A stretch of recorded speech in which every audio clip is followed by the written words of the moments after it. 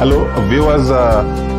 This is the Sunday Life podcast as we bring you another edition of the Sports Rap, and I'm again joined by my colleague Bongani Ndlovu. Bongani, welcome to the show. Thank you very much, Mehluli. How are you? I'm well. I'm feeling good. Bongani, well, both of us we support the Red Devils, and I think it's really coming out. I can see that they are coming out because one of our colleagues, Kizo, is not here. Yes, in Kurira, the man I was with a few shows ago, he disappeared. Staunch Arsenal support. And you know that the producer and the executive producer, they're all, they support the Gunners. Yes, I hope they don't tank the show. But we know with Arsenal, we know this Arsenal soon they'll be Ateta out. We know just before Christmas, we know it will be Ateta out. With us, it was Ole out, and then Ole went, and we've got our new guy Ragnick, the German guy, and he seems to be doing wonders. The pressing that is happening, it's unbelievable. That happened on Sunday. The first few minutes of pressing, the players are. I think they one time they were even tired from that whole pressing. How do you see the game? I saw the game. I think the game between Manchester United and what were we playing again? Crystal Palace. Crystal Palace. Our nemesis. I think the game was well structured. There was a direction. There was a way of play. There were patterns of play. We could see what we are trying to do with the ball, and we did not even give them a chance to come out of their half in the first half. And they only one clear-cut chance where the Andre Ayew missed a sitter in front of goal from a corner.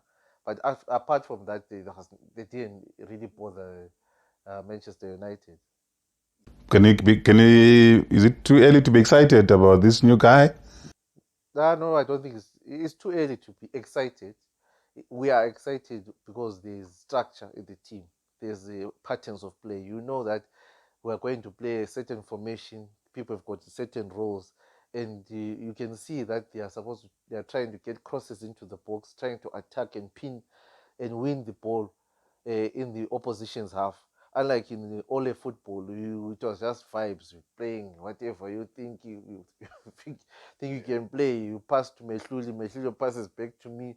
I'm not in any position. It's just vibes, as the supporters say. Yeah, wonderful indeed for Man United supporters, because hey, we know they make so much noise on social media, Twitter, with WhatsApp. But looking at our own boy, Marvelous Nakamba, how marvelous he is these days. Since Steven Gerrard came in, our boy Marvelous Nakamba, he's been doing wonders. I watched this game against Leicester City on Sunday. They won 2-1. And Nakamba, he was just marvelous in the middle of the field for Aston Villa. What do you make of his game? Yeah, solid in the midfield. I think for the past 3 or so games, I think even we will look at obviously the wins that they had. But if you look at the Man City game, he played a solid. He had a solid game, and he tried to mark them out. But you know the quality of Manchester City. That you have got your Bernardo Silvas, you've got your Raheem Sterling, Mahrez, yeah, around you in the midfield. But the Nakamba is playing a very crucial role in Steven Gerrard's formative years. I hope he gets a regular start. It shows that he can play in the top flight.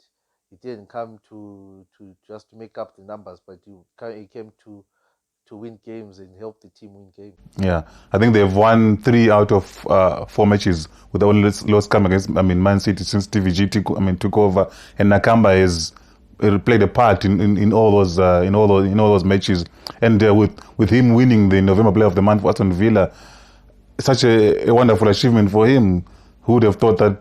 Because over the years under Dean Smith, he was not really getting that. He never played about 4 games starting in a row. And now Stevie G seems to be having faith in our own boy, and he's won the Player of the Month.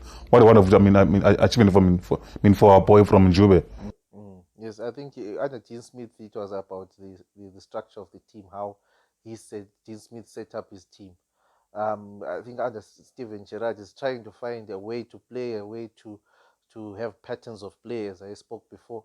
And I think Nakamba is a vital cog in that midfield to keep the shape, to keep the opposition at bay, and protect his defense. What is the more expensive players, your Oli Watkins and your John McGinns, they can go up and play and attack defenders in the opposition. There was talk of Newcastle, wanting to sign Nakamba.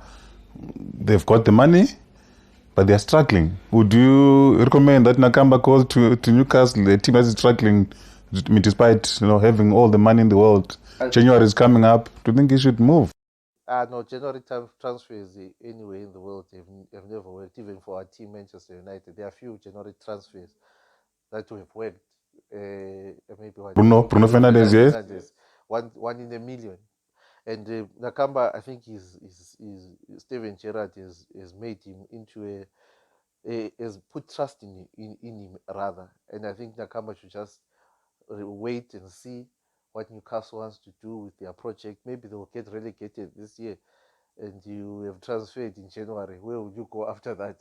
Because it doesn't look good for Newcastle right now.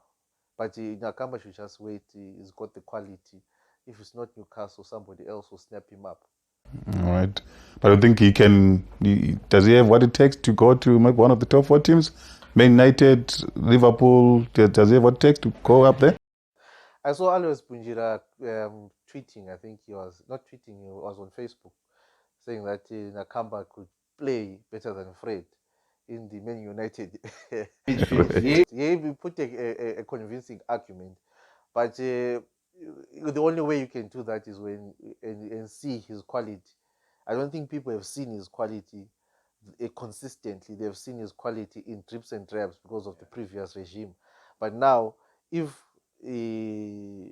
we say that he's better than Fred, let us see in the next 4 or 5 games, 7 games, 10 games, give him a run of games. Let's see after 7 games, would it be that effective? And another thing, there's a problem now. Nakamba has to score. He has to score a goal. Just one goal. Fred scored a goal. He made it. He gave an assist. So it's about roles. I think it's different roles that they play in the school. They come back locally with the Chibuku Super Cup final out at Mandava Stadium, where the Battle of the Platinums ended 0-0 after 90 minutes. Extra time 0-0 again, 5-3 on penalties. Mapeza's F Platinum won it. What a game it was!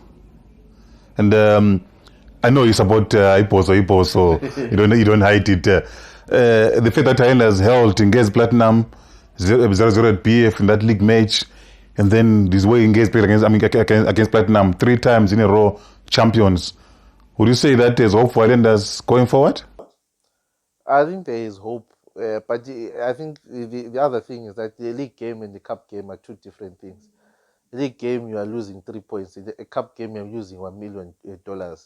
So the players will play different. The tactics will change. And really, I was thinking that game, we should have done my match predictions last week. Because I was thinking that game was going to end 0-0. And it was an exciting game, but not for somebody who's like a neutral. It's an exciting game for a fan. But as a neutral, you want to see goals in the final, you want to see controversies, you want to see dubious penalties, you want to see handballs that are not given. You want to see that, but it was a good display of Zimbabwean football, because I think Ngezi Platinum and FC Platinum are the 2 best assembled teams in Zimbabwe at the moment. And the Highlanders is finding its feet, although you've got a new manager. Not a new manager, but you've got a new sponsor. Yes. Then you are trying to find who should we put in the core, who should we find, who should we shift around. And Dynamos is the same thing. Caps United, they're also trying to find their stride. Yeah. And then Highlanders going away to Manica Diamonds. We saw Manica Diamonds come. I mean, they've actually won 2 games. They beat Wawa in their first game. And then they came and beat Bulawayo City out in at Powerfields. Is there hope for Highlanders going out to Mutare? Is there hope for them to win that match? There is hope, but we cannot play on hope. Islanders should play using tactics, good game management, good game acumen. And I think Manica Diamonds, for me, is a very dangerous team. It's an underdog. The team is a team that needs for you to be cautious as Mandla should be. But obviously, there is hope that they are going to win. But if they are not careful, going to all the way to Mutare with hope, they'll come back beaten 3-0. So for how long do you think Mandla will continue driving that Fort Everest, the talk that is everyone talking about? It has to be. It's up to him, because if he doesn't bring in the results, obviously, the paymasters will say, no, we have an investor has invested into the club. There are no results. We're trying to get a top 4, top 3 finish, or even gun for the league, and have that gap between the elite clubs, if you can put them, your FC Platinums and your Ngezis, between the Highlanders and them, closed through the quality of acquisitions and the tactical acumen. But should also say that Mandla, we're parting ways. We've had some names being thrown around, Tutsi, but the man does not even have a CAF A. He now need to go to Zifa and say, can our main coach with some sort of exemption? Is that, would you go for such a coach? I think now it's too early. It's too early for Mandla to be just removed. Look at Manchester United. They removed Ole Gunnar Solskjaer at the appropriate time, because they saw that the gap between them and top 4 was widening. They needed a change. This Christmas period, if the run of games had continued, the top 4 would not have been feasible by January. But right now, 3 games into the season, surely if you are removing Mandla right now, unless he gets the next 10 games, he gets 0 points. That is when you are concerned. And then just briefly looking at domestic cricket, it has resumed after that COVID scare. We've got Profit Championship going on, Rocks showing the way. Tuskers, our own boys from out here in Blawa, they are also in the mix to be in the final. If all goes well for them, who do you think is going to win Profit Championship? So the Rocks, by far, obviously, they have the quality. They have the quality in the squad. You have Sikana Raza, they have Ben Karen, the altar of the Karen brothers, Blessing Mzarabas here. So that's the full goal. I think number 1 is the full conclusion. No one is going to touch those guys.